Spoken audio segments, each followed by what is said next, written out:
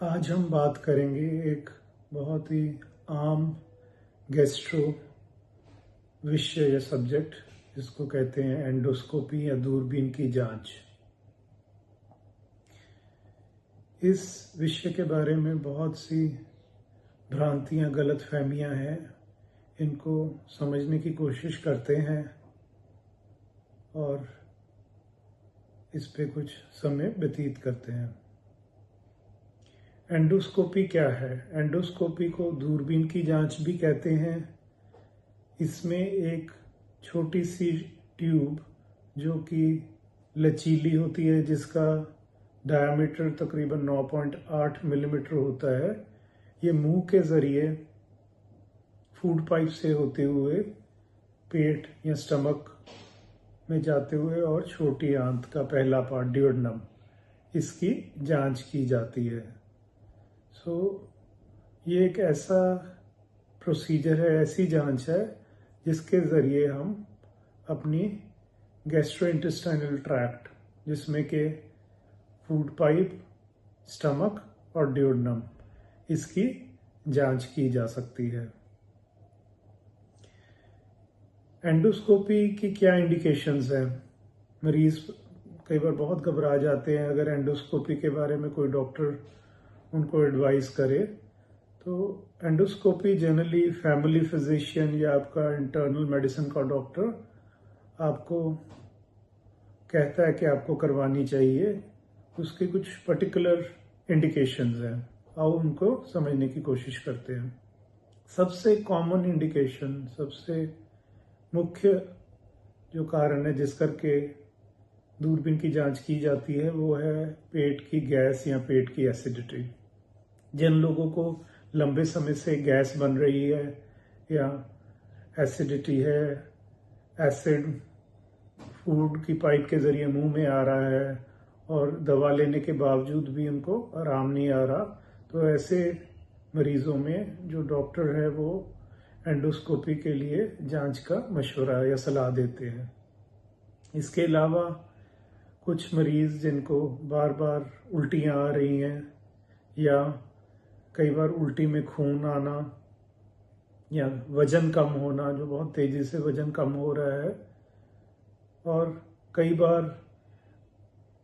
Latrine में blood आना, black colour stool, मलीना, इन conditions में एंडोस्कोपी की जांच की सलाह दी जाती है।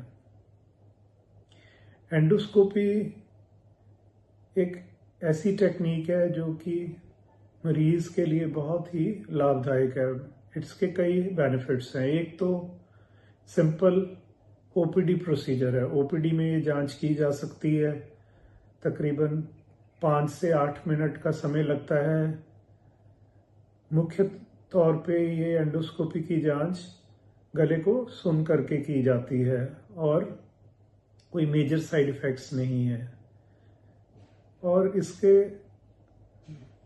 मेन डिजीज का डायग्नोसिस हो सकता है। कई बार हमें इन्फेक्शन के लिए बायोप्सी लेनी पड़ती है, तो बायोप्सी ली जा सकती है। कई बार मरीज को ब्लीडिंग हो रही है, तो ब्लीडिंग को एंडोस्कोपी के जरिए रोका जा सकता है। इसके कई बेनिफिट्स हैं।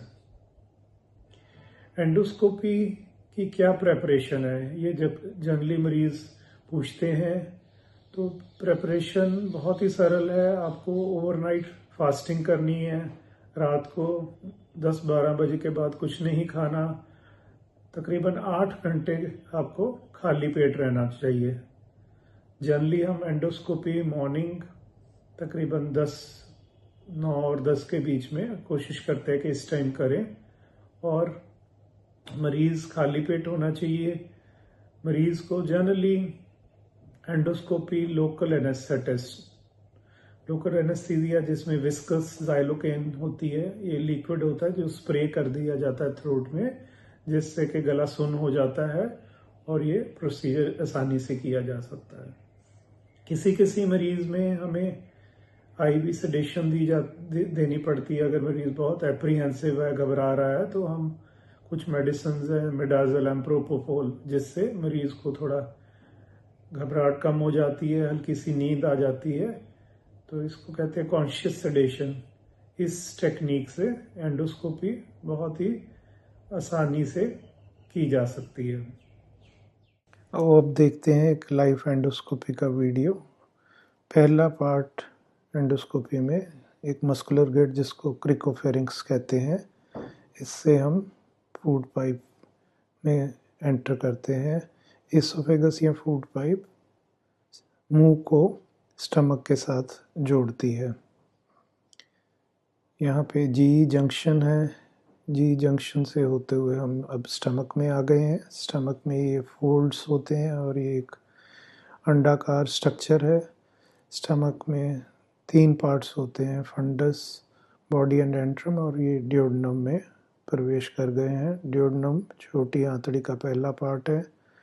वापस से स्टमक में हम एग्जामिन कर रहे हैं और इसको स्टमक का फंडस कहते हैं। तो एक क्विक प्रोसीजर दिखाया जा रहा है। इसमें हम देखते हैं कि स्टमक में कोई इन्फेक्शन, इन्फ्लामेशन वगैरह तो नहीं है, कोई अल्सर्स तो नहीं है, और फूड पाइप में कोई किसी तरह का ट्यूमर या इरोजन्स, ये सारे जांच में हमें आसानी से पता लग जाता है। बहुत ही सरल टेस्ट है। तो एंडोस्कोपी एक सरल टेक्निक है, ओपीडी बेसिस में हो सकती है और इससे बहुत ही इम्पॉर्टेंट डायग्नोस्टिक इन्फॉर्मेशन मिलती है। एंडोस्कोपी करने के बाद जनरली हम मरीज को बताते हैं कि आप तकरीबन आधा घंटा कुछ ना खाएं, उसके बाद आप लिक्विड्स या सेमी सॉलिड्स ले सकते हैं अगर आपको लोकल एनेस्थेटिक देके स्प्रे करके एंडोस्कोपी की गई है। अगर आपको आईवी सेडेशन दी है, जैसे मिडाजोलैम, प्रोपोफॉल जैसे मैंने बताया, तो ऐसे मरीजों को जनरली हम कोशिश करते हैं कि कम से कम 1 घंटा उनको रिकवरी में हम ऑब्जर्व करें।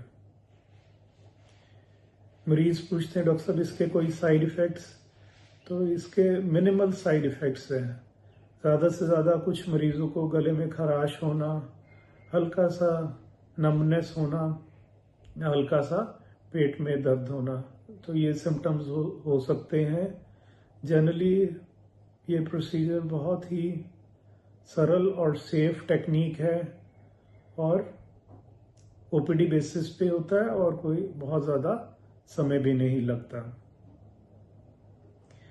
अगर आपको ये जानकारी उपयोगी लगी हो तो इस वीडियो को आप ज़रूर शेयर करें। धन्यवाद।